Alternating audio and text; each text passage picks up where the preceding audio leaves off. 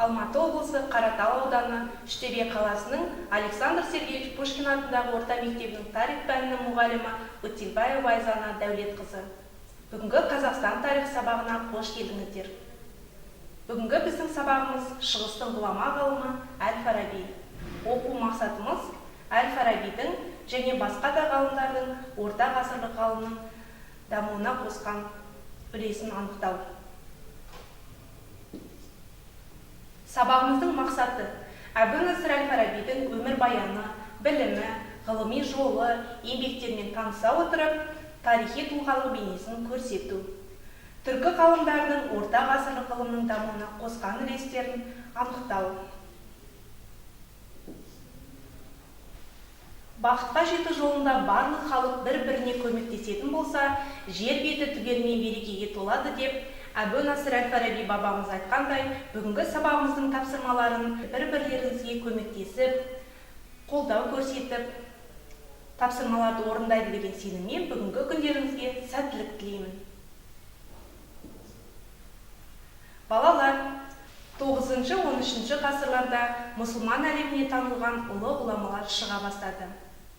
Олар Қожа Ахмет Яссауи, Әл-Фараби, Жүсіп Баласағұн, Ахмет Юники, Әбу Райхан Бируни, Махмуд Қашғари бабаларымыз.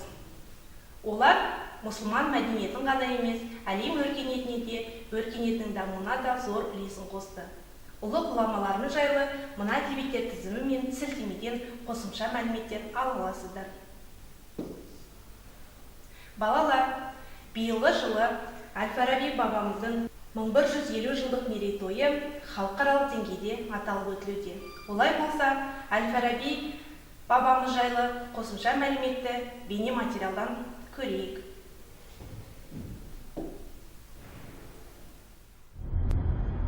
Әл-Фараби өркениет философы деректі фильмін ұсынады. Қазақстан Республикасының рухани жаңғыру мемлекеттік бағдарламасы аясында Әбу-Насыр Әл-Фарабидің туғанына 1150 жылдығына арналады. Әбу-Насыр Мұхаммед ибн Узлах ибн Тархан Әл-Фараби ат-Түркі ұлы ғалым, энциклопедист. Аристотельден кейінгі екінші ұстаз атанған Әл-Фарабидің толық аты жөні осылай болып келеді. Әл-Фараби 870 жылы Жібек жолының маңызды орталықтарының бірі болған Отырар қаласының маңында дүниеге келген. Ол бала кезінен сол дәуірдегі өркениет пен мәдениеттің ірі орталықтары саналған Бұхара, Самарқан, Мерв, Бағдат, Харран, Рей, Кайр, Алеппо, Шам қалаларында болып, білімін үнемі жетілдіріп отырған. Әл-Фарабидің ғылыми қызметі орта ғасырлық араб-мұсылман мәдениетінің гүлдену дәуіріне, яғни біздің дәуіріміздегі 10 ғасырдағы мұсылман ренессансына сәйкес келеді. Қазіргі уақытта Әл-Фараби ойларының өзектілігі қайтадан арта түсуде. Оның көзқарасында саясат, дін және бақыттың өзара терең қатынасы көрсетілген. Бүгінде әлем ислам және батыс өркениетінің текетіресу қауіп алдында тұрғанда, ислам мәдениетімен астасатын экстремистік және лаңкестік көңіл-күй үдеп келе жатқан кезде, ұлы философтың мұрасы адамзаттың түрлі көзқарасын шешуге көмек бере алады. Бүгінгі күнге дейін оның логика, метафизика, этика, саяси және әлеуметтік философия, музыка мен медицинаға арналған 100-ден аса трактаттар сақталған. Ол ең алғаш болып музыканы математикалық негізде жүйелеп, оны ғылымның бір бағыты ретінде көрсеткен.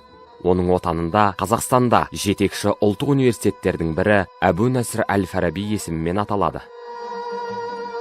Танымал еуропалық ұлы Альберт фон Маквенский секілді әйгілі орта ғасырлық философтар өздерінің теориялық зерттеулерінде Әл-Фарабидің еңбектеріне сүйенген. Әл-Фараби мұрасының таралуы және оның барша Еуропа мәдениетіне әсерін Абу Синаның және Абирустың есімдерімен байланыстырады.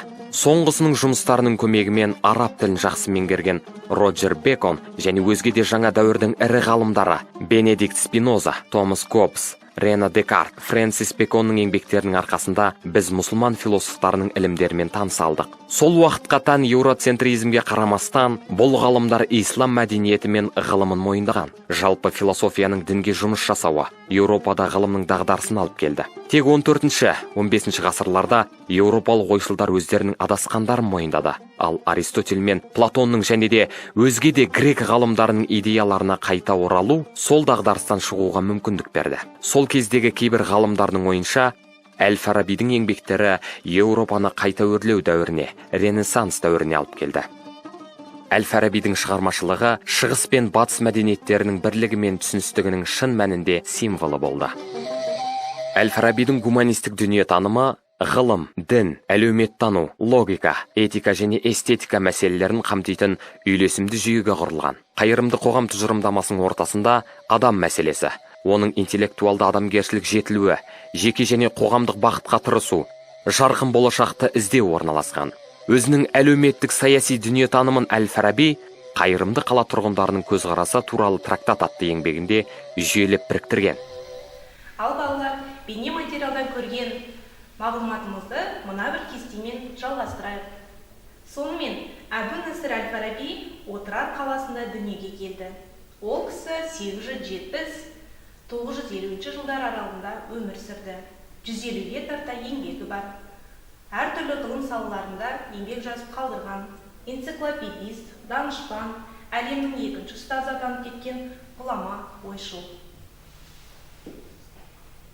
Әл-Фарабидің меңгерген ғылыми салалары: философия, математика, музыка, медицина, логика, жаратылыстану, астрономия, география, метафизика, лингвистика, этика салаларында әртүрлі ғылымдар жазды. Әбу-Насыр Әл-Фарабидің еңбектері адамгершілік және оның категориялары, тәрбие мәселесі, саясат, этика, педагогика, юриспруденция және басқа да қоғамдық ғылымдарға арналған екен. Атап айтатын болсақ, азаматтық саясат, қайырымды қала тұрғындарының көзқарастары туралы трактат, қоғамды оқып үйрену туралы кітап, бақытқа жету туралы трактат, соғыс пен бейбіт туралы кітап. Бұл жерде көріп тұрғандарыңыз балалар, Әл-Фарабидің әртүрлі ғылыми саладағы жазған еңбектері. 950 жылы дүние салған Әбу-Насыр Әл-Фарабидің кесенесі қазіргі Сирия мемлекетінің Дамас қаласында орналасқан. Балалар, Әбу-Насыр Әл-Фараби туралы қосымша материалды онлайн мектеп платформасынан берілген мәтіннен оқып, бейне түсіндіру материалынан көре аласыздар. Олай болса балалар, келесі кезекті тапсырмаларға берейік. Бірінші тапсырма: берілген мәліметтердің ақиқат немесе жалған екендігін анықтаңыздар. Балалар, бұл тапсырманы орындау барысында міндетті түрде дескрипторға назар аударыңыздар.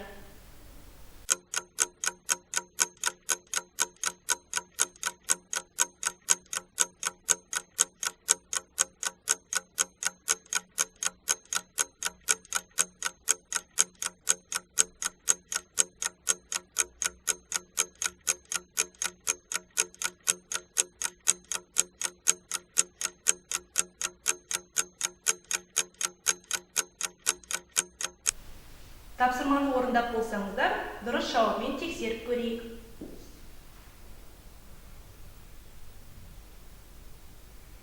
Әбу-Насыр Әл-Фараби 870 жылы Отырар қаласында дүниеге келді. Яғни ақиқат екен. Әл-Фарабидің сіңірген еңбегі соншалық, оған бірінші ұстаз атағы берілді. Бұл жалған екен. Тарихи деректер бойынша 10-ға жуық тіл білген. Бұл жалған екен. Ғалым 150-ге тарта трактат жазып қалдырды. Бұл ақиқат екен. Әл-Фараби қарапайым егіншілердің отбасында дүниеге келді. Бұл жалған. Әбу-Насыр Әл-Фараби 950 жылы Сирияның Шам қаласында дүниеден қайтты. Бұл ақиқат. Егер сіздердің де жауаптарыңыз дәл осыған сай келіп жатса, онда жарайсыздар. Келесі тапсырма сіздерге. Екінші тапсырмамыз кластер әдісі арқылы Әл-Фарабидің кім екенін болжап көрейік. Яғни бұл тапсырмада да дескриптивқа назар аудара отырып орындайық.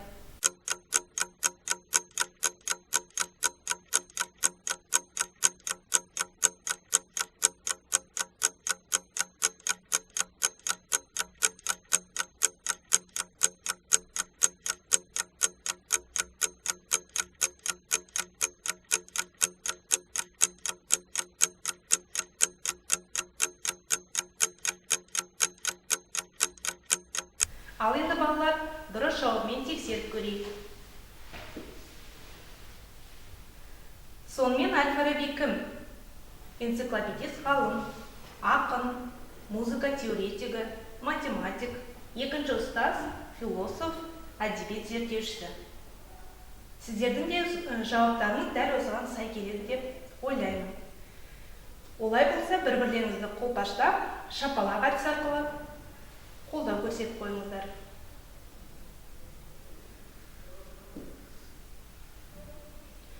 Ал енді балалар, адамның басына қонған бақыттың тұрақты болуы жақсы мінез құлыққа байланысты. Мінез ақыл жарасса, адамгершілік ұтады деп Әбу-Насыр Әл-Фараби бабамыз айтып кеткендей, бүгінгі сабағымыз адамгершілік пен білімге деген құштарлыққа толы болды. Олай болса, бүгінгі сабақты мақсатымызға оралайықшы балалар. Әбу-Насыр Әл-Фарабидің орта ғасырлық ғылымның дамуына қосқан үлесін анықтадыңыздар. Ғалымның түркі кезеңіндегі қоғамды бейнелеу үшін еңбектерінің тарихи құндылығын түсіндіңіздер.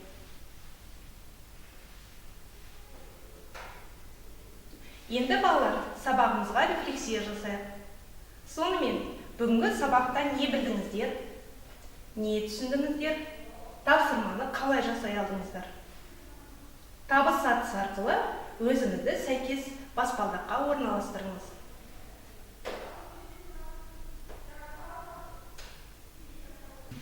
Егер де өзіңізді қажетті табыс сатысына орналастырып болсаңыз, онда бүгінгі сабағымызды аяқтаймыз. Сау болыңыздар.